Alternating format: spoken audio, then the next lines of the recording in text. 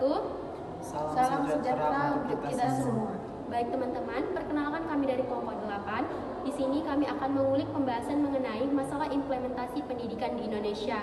Kami mengambil tema interferensi politik dan bisnis yang menjadi masalah utama dalam pendidikan di Indonesia.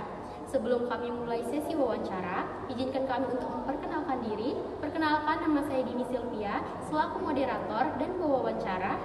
Perkenalkan, nama saya Diana Febiola Simatupang sebagai Direktur Lembaga Pendidikan. Perkenalkan, saya Olin Purba sebagai Kepala Dinas Pendidikan. Perkenalkan, nama saya Dion Petrus Deli sebagai Koordinator Jaringan Pendidikan. Baik teman-teman, mari bersama-sama kita saksikan wawancara yang telah kami lakukan.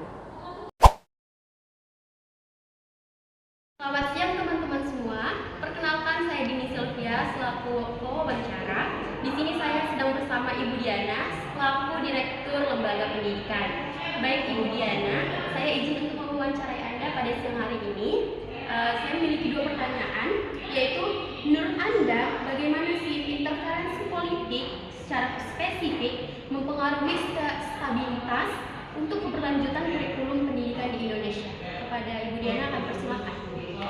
Interferensi politik seringkali menyebabkan pergantian kurikulum yang terlalu sering seiring dengan pergantian menteri atau rekan. Kurikulum baru biasanya diperkenalkan bukan berdasarkan evaluasi mendalam, melainkan didorongnya oleh agenda politik jangka pendek. Ini menciptakan kebingungan di kalangan guru dan siswa, menyebabkan fokus pada kualitas pembelajaran dan membuat implementasi kebijakan tidak pernah tuntas. Baik, untuk pertanyaan yang kedua, Ibu Diana, apa dampak paling signifikan dari politisi jabatan struktural, baik itu seperti kepala sekolah, kepala dinas, terhadap kualitas pendidikan di Indonesia? Politisi sering menempatkan individu yang kurang kompeten namun memiliki kedekatan politik di posisi-posisi kunci. Ini merusak sistem meritokrasi, menghasilkan manajemen pendidikan yang buruk, dan membuat alokasi sumber daya guru dan anggaran rentan terhadap kepentingan politik kelompok tertentu, bukan kebutuhan. Baik, jadi teman-teman, berdasarkan pemaparan yang telah diberikan oleh Ibu Diana, kita dapat menyimpulkan bahwasannya itu jabatan-jabatan yang ada pada lembaga pendidikan ini sebagian besar itu dikarenakan campur tangan dari politisi. Benar Ibu Diana? Baik, kepada Ibu Diana kami ucapkan terima kasih karena telah bersedia untuk kami wawancarai. Teman-teman, terima kasih telah mendengarkan. Selamat siang. Teman-teman sekalian, saat ini saya sedang bersama Ibu Olin Purba selaku Kepala Dinas Pendidikan. Saya akan mewawancarai beliau mengenai masalah implementasi dalam interferensi politik dan bisnis dalam lembaga pendidikan. Baik Ibu Olin, di sini saya memiliki pertanyaan untuk Anda. Jika interferensi politik dan bisnis menjadi masalah utama, langkah konkret apa yang akan Anda ambil untuk memperkuat otonomi serta profesionalisme guru dalam lembaga pendidikan? Kepada Ibu Olin, kami persilahkan untuk menjawab. Depolitisasi kebijakan pendidikan adalah kuncinya. Perlu ada badan independen yang terdiri dari akademisi, praktisi pendidikan, dan perwakilan masyarakat sipil untuk menyusun dan mengawasi kurikulum jangka panjang. Selain itu, pemilihan pejabat pendidikan harus didasarkan pada rekaman jejak profesionalisme, merit system, bukan koneksi politik. Otonomi guru dalam memilih metode dan materi ajar lokal juga harus diperkuat. Baik teman-teman, tadi adalah pemaparan Ibu Olin mengenai masalah interferensi politik dan bisnis dalam lembaga pendidikan. Baik Ibu Olin, selanjutnya kami memiliki pertanyaan yang kedua, yaitu bagaimana caranya agar anggaran pendidikan yang sebanyak 20% itu benar-benar fokus untuk meningkatkan kualitas pembelajaran dan bukan menjadi sasaran kepentingan politik atau bisnis. Kepada Ibu Olin, dipersilakan memberikan tanggapan. Baik, kalau menurut saya, pemerintah perlu menerapkan transparansi dan akuntabilitas anggaran yang ketat.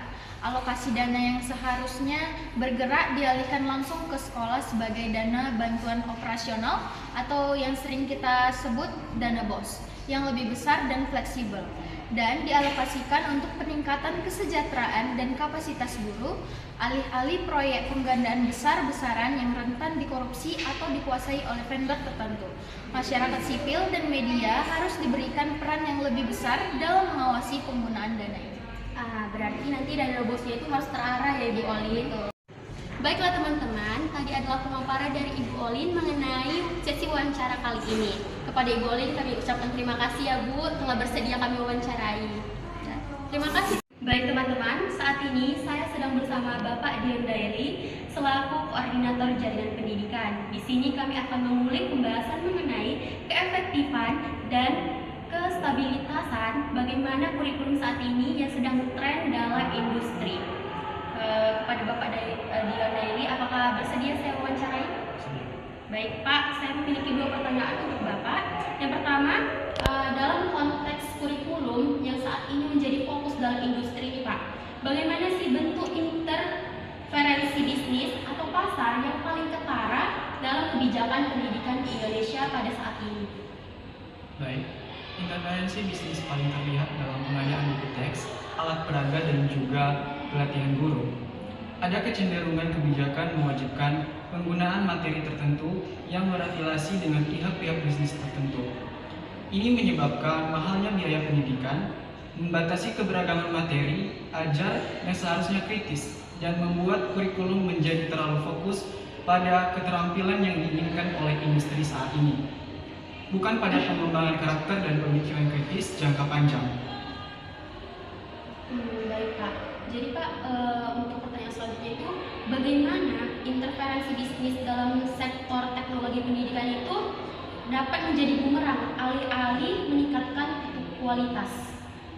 Baik, ketika interferensi bisnis terlalu dominan, fokusnya beralih dari pedagogi yang efektif menjadi penjualan platform atau aplikasi. Hal ini bisa memaksa sekolah mengadopsi teknologi yang mahal, sulit dioperasikan di daerah dengan infrastruktur terbatas, atau yang sebenarnya tidak terintegrasi secara efektif dengan tujuan pembelajaran, hanya untuk memenuhi target pasar atau proyek tertentu saja. Oh, baik Pak. Jadi ini inti dari pengulikan yang Bapak bahas itu, bahwasanya aplikasi tadi itu menjadi bumerang ya Pak. Dia untuk di daerah-daerah terpencil itu menjadi sulit untuk mendapatkan aplikasi tersebut. Baik teman-teman, telah selesailah wawancara saya kepada Bapak Dion Daily. Kami ucapkan terima kasih atas pemaparannya. Saya tutup. Terima kasih.